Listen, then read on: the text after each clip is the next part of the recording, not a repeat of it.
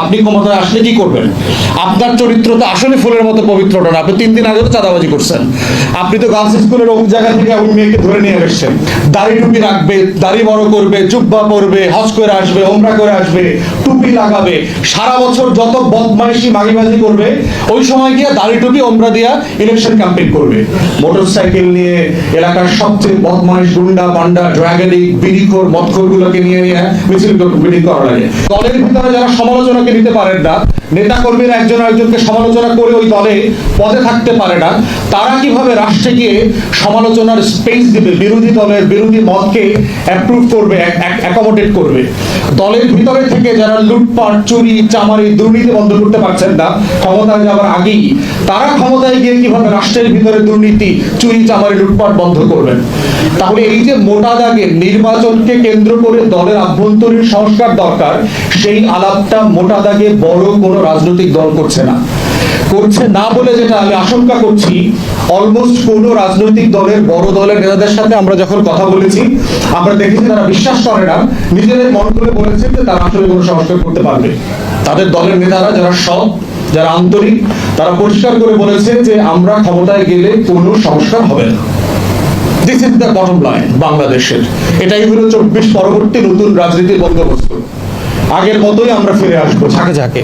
যেই চাঁদাবাজি গুন্ডামি বদমাইশি করবার দায় আমরা রাজনৈতিক দল এবং তাদের নেতাদেরকে দিচ্ছি, নতুনরা কি সেই তদবির বাণিজ্য দুর্নীতি লুটপাট কি করছে না? তরুণ উপদেষ্টা যারা হয়েছে তারা কি খুব সৎ জীবনযাপন করছেন? তাদের এপিএসরা কি শত শত কোটি টাকার লেনদেন করছেন না? আমরা কি এগুলো খবর পাচ্ছি না? জানি তো এগুলো। অতএব প্রশ্ন হচ্ছে যে যারা নতুন বন্দোবস্ত চেয়েছিলেন, তারাই তো আসলে পুরাতন বন্দোবস্ত ইতিমধ্যে হারিয়ে গেছেন। তো যারা ইতিমধ্যে পুরাতনের কয়লা গায়ে মেখে ফেলেছেন, তারা নতুন বন্দোবস্ত দিতে পারবেন কিনা সেই তর্ক তুলতে হবে। কারণ 24 হচ্ছে এমন একটা জায়গা যে কোনো তর্ককে এখন আর নিষিদ্ধ করা যাবে না, কোনো তর্ককে এখন আর ফেলে দেওয়া যাবে না। কারণ আমরা এখন কালো কোট পরা পেঙ্গুইনদের রাজবংশের শাসনে জমিদারিতে বাস করি না। আমাদের এই জমিদারি হচ্ছে জনগণের জমিদারি, যেই জমিদারিটা শত শত হাজার হাজার বছর ধরে এই জনপদে ছিল। তো সেই বাস্তবতায় আমাদের বক্তব্য খুব পরিষ্কার যে অন্তর্বর্তীকালীন সরকারকে তার এই যে প্যাকেজ প্রায়োরিটিস সংস্কার বিচার এবং নির্বাচন, সেই আলোচনার মধ্যে থাকতে হবে তাকে। আমাদের দলের পক্ষ থেকে আমাদের পক্ষ থেকে নির্বাচন কমিশনের যারা সংস্কার কমিশনে আছেন তাদেরকে আমরা অনেক পরামর্শ দিয়েছি। স্যাডলি অনেকগুলোই আমরা দেখেছি তারা ইগনোর করেছেন। তারা গত পুরাতন আমলের সেই লুটপাটের ইলেকশনটা জারি রাখার জন্য কিছু কাটপেস্ট প্রস্তাবনা দিয়েছেন। দেখেন, বেশ কিছু আমার আগের বক্তারা বলেছেন যে বাংলাদেশের নির্বাচনের যে লুটপাটটা হয় সেখানে দুইটা জায়গাতে মেইনলি নির্বাচনকে ঘিরে ঝামেলাটা হয়। একটা হচ্ছে আপনার প্রার্থিতা বাছাই, আপনি দল কিভাবে কাকে প্রার্থী হিসাবে নমিনেশন দিচ্ছে, এইটা মোটা দাগে একটা বড় জায়গা যেখানে দুর্নীতি লুটপাট এবং হিউজ হাজার হাজার কোটি টাকার বাণিজ্য হয়। দ্বিতীয় জায়গা হচ্ছে ইলেকশন ক্যাম্পেইন, যে ক্যাম্পেইনটা আসলে কিভাবে অপারেট করা হয়।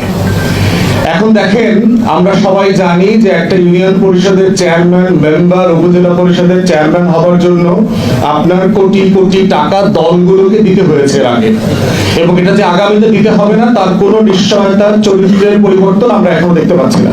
নিশ্চিত দিতে হবে, যেহেতু আওয়ামী লীগ মাঠে নাই এবং দলীয় টিকিট পাওয়া মানেই হলো বিজয় মাল্লা। তো এই বিজয় মালার জন্য এখানে লটারি গ্যাম্বলিংটা আরো বেশি হবে এখানে, কারণ এখানে আর কোনো কম্পিটিশনই নাই। টিকিট পাওয়ার সাথে সাথে আপনি বিজয়ী হয়ে গেছেন, এটাই ধরে নেওয়া হবে। তাহলে সেইখানে দলগুলোর ভিতরে এত এত সংস্কারের ঘিরে দেখবেন বাংলাদেশের রাজনৈতিক দলগুলোর নিজেদের ভিতরকার আভ্যন্তরীণ সংস্কারের আলাপ নাই। যারা বলছে যে আমরা এত দফা দিয়েছি তত দফা দিয়েছি, আমরা এই সংস্কার চাই সেই সংস্কার চাই, তারাই দেখবেন নিজেদের দলের ভিতরে গণতন্ত্র নেতা নির্বাচন সমালোচনা সেগুলো নিয়ে তারা আলাপ তুলছে না। তারা সংবিধানের আর্টিকেল 70 নিয়ে খুবই কনসার্ন, তারা এটা সংশোধন করবেন, কিন্তু তার দলের পাড়ায় পাড়ায় মহল্লায় মহল্লায় যে হাজারটা আর্টিকেল 70 রয়ে গেছে সেটা নিয়ে তারা কনসার্ন না। তাহলে দলের ভিতরে আর্টিকেল 70 রেখে রাষ্ট্রে সংবিধানে আপনি আর্টিকেল 70 কিভাবে বদলাবেন? এটা তো সিম্পলি প্র্যাকটিক্যাল না। দলের ভিতরে যারা গণতন্ত্রের চর্চা করেন না, তারা রাষ্ট্রের ক্ষমতায় রাষ্ট্র কিভাবে গণতন্ত্র দেবেন? দলের ভিতরে যারা সমালোচনাকে নিতে পারেন না, নেতা কর্মীরা একজন আরেকজনকে সমালোচনা করে ওই দলে পদে থাকতে পারে না, তারা কিভাবে রাষ্ট্রে গিয়ে সমালোচনার স্পেস দিবে, বিরোধী দলের বিরোধী মতকে অ্যাপ্রুভ করবে, অ্যাকোমোডেট করবে? দলের ভিতরে থেকে যারা লুটপাট, চুরি, চামারি, দুর্নীতি বন্ধ করতে পারছেন না ক্ষমতায় যাওয়ার আগেই, তারা ক্ষমতায় গিয়ে কিভাবে রাষ্ট্রের ভিতরে দুর্নীতি, চুরি, চামারি, লুটপাট বন্ধ করবেন? তাহলে এই যে মোটা দাগের নির্বাচনকে কেন্দ্র করে দলের আভ্যন্তরীণ সংস্কার দরকার, সেই আলাপটা মোটা দাগে বড় কোনো রাজনৈতিক দল করছে না বলে যেটা আমি আশঙ্কা করছি, অলমোস্ট কোনো রাজনৈতিক দলের বড় দলের নেতাদের সাথে আমরা যখন কথা বলেছি, আমরা দেখেছি তারা বিশ্বাস করে না, নিজেদের মন করে বলেছেন যে তারা আসলে কোনো সংস্কার করতে পারবে। তাদের দলের নেতারা যারা সৎ, যারা আন্তরিক, তারা পরিষ্কার করে বলেছে যে আমরা ক্ষমতায় গেলে কোনো সংস্কার হবে না। This is the bottom line বাংলাদেশের। এটাই হলো 24 পরবর্তী নতুন রাজনীতির বন্দোবস্ত। আগের মতোই আমরা ফিরে আসবো ঝাঁকে ঝাঁকে। দ্বিতীয় জায়গা দেখেন যে আপনার মনোনয়ন হয়ে গেল, এখন ইলেকশন ক্যাম্পেইন। আমরা বলেছিলাম যে আমাদের পক্ষ থেকে যে ইলেকশন ক্যাম্পেইনটাকে টোটালি ইলেকশন কমিশনকে দিয়ে অপারেট করেন, স্পন্সর করেন। ইলেকশন ক্যাম্পেইনে মোটা দাগে কয়েকটা খরচ আছে। একটা খরচ হচ্ছে যে আপনার পোস্টার করতে হয়, ব্যানার করতে হয়, ফেস্টুন করতে হয়, লিফলেটিং করতে হয়, এই রোড শো করতে হয়, ঝাঁকে ঝাঁকে মোটরসাইকেল নিয়ে এলাকার সবচেয়ে বদমাইশ, গুন্ডা, বান্ডা, ড্রাগেডিক, বিড়িখোর, মদখোরগুলোকে নিয়ে মিছিল মিটিং করা লাগে। এবং কয়েকদিন পর এমনও হইতে পারে যে আমাকেও দেখবেন এগুলো করতেছি। সিম্পলি এটাই রিয়েলিটি, যে আমি 100 মোটরসাইকেল নিয়ে রোড শো করতেছি, আমার এখন টাকা নেই বলে করতে পারতেছি না। ইলেকশনে নামলে এগুলো আমার করতে হবে। তখন আপনারা আবার বলবেন যে ভাই আপনি তো পারলেন না তো আলাদা হইতে। ভাই কয়লার ভিতরে কিভাবে আলাদা থাকবো? বাস্তবতা তো সেটা। তো সেই বাস্তবতায় বলছি যে আপনার এই টোটাল ক্যাম্পেইনটাকে যদি ইলেকশন কমিশন হোস্ট করে, যে একটা সিঙ্গেল পোস্টার হবে, ইলেকশন কমিশন নিজের টাকায় ব্ল্যাক এন্ড হোয়াইট একটা পোস্টার করে দেবে, এক্স দলের নাম প্রার্থী মার্কা, ওয়াই দলের নাম প্রার্থী মার্কা, এবিসিডি দলের নাম প্রার্থী মার্কা, একটা পোস্টার হবে। কোন দল, কোন প্রার্থী আলাদা করে পোস্টার করতে পারবে না। ইলেকশন কমিশন একটা পোস্টার করে দেবে সবাইকে, এবং এই একটা পোস্টার কোথায় সাটা হবে সেটা ইলেকশন কমিশন লোকাল টিএনও ওসির মাধ্যমে স্পট ঠিক করবে, এবং তারা ডিসাইড করবে কোথায় কয়টা পোস্টার হবে। দ্বিতীয়ত হচ্ছে আপনার খরচের জায়গা হচ্ছে প্রচুর মিটিং করতে হয়, এই ওয়ার্ডে, এই ইউনিয়নে, অমুক জায়গাতে জনসভা, এটা সেটা। ইলেকশন কমিশন এবং লোকাল প্রশাসনের সহযোগিতায় কমন মিটিং হবে, একটা মিটিং হবে। একই মিটিংয়ে সব দলের নেতারা, প্রার্থীরা ওইখানে আসবেন, যেখানে প্রেসিডেন্সিয়াল ডিবেটের মতো করে হবে, একই প্ল্যাটফর্মে। এইটা local OC, local টিএলও, election commission কর্মকর্তারা এটা মডারেট করবেন, এটা হোস্ট করবেন। তাহলে যেটা হচ্ছে, এবং এটার খরচের জায়গাটাও তারা দেখভাল করবেন। তাহলে যেটা হবে যে প্রার্থীদের নির্বাচন কেন্দ্রিক চাঁদাবাজিটা বন্ধ হবে। লোকালি তার টাকা উঠাইতে হবে না, কারণ সে জানে যে আমার আসলে কোনো খরচ নাই। আমার পোস্টার করে দেবে ইলেকশন কমিশন, আমার ব্যানার করে দেবে ইলেকশন কমিশন, আমার বিতর্ক, আমার টাউন হল মিটিং, আমার ইউনিয়ন পরিষদের মিটিং, আমার গ্রামের বৈঠক, সবকিছু করে দেবে ইলেকশন কমিশন।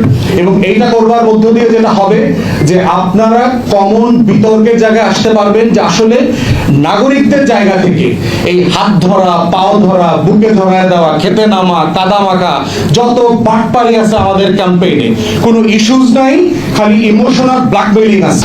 তাহলে ইলেকশন কমিশন যদি এটা অপারেট করতে পারে, তাহলে নাগরিকরা আসলে এম্পাওয়ার্ড হবে। সেই কমন টাউন হল মিটিং এ এসে নাগরিকরা প্রশ্ন করবে যে আপনি ক্ষমতায় আসলে কি করবেন? আপনার চরিত্র তো আসলে ফুলের মতো পবিত্র না। আপনি 3 দিন আগে তো চাঁদাবাজি করছেন, আপনি তো গার্লস স্কুলের অমুক জায়গা থেকে এমন মেয়েকে ধরে নিয়ে এসেছেন। কমন টাউন হল মিটিং আসলে যেটা হবে যে আপনি গ্রামের মানুষের কাছে সত্যটা লুকাইতে পারবেন না। চোর যে চোর, এটা সে বের হয়ে যাবে। এবং তখন কমন মিটিং এ আপনার এই চরিত্র বের হয়ে যাওয়ার পরে যেটা হবে, টাকা দিয়ে আপনি চরিত্র ব্যাক করাইতে পারবেন না। সো থার্ড যেটা বলেছি, একটা খরচের জায়গা হচ্ছে ইলেকশন, সেটা হচ্ছে ভোটার পুল করা। যে আপনার গ্রামে গঞ্জে যেহেতু ট্রান্সপোর্ট একটা বড় জায়গা, কৃষক মনে করে যে আমি 60 টাকা অটোতে দিয়ে ওই ভোট কেন্দ্রে যাব, আমার কি দরকার, ওই যদুর জায়গায় মধু আসবে, মধুর জায়গায় লাল মেয়ে আসবে, লাল মেয়ের জায়গায় সোনা মেয়ে আসবে, আমি আমার ক্ষেত খামারি করি।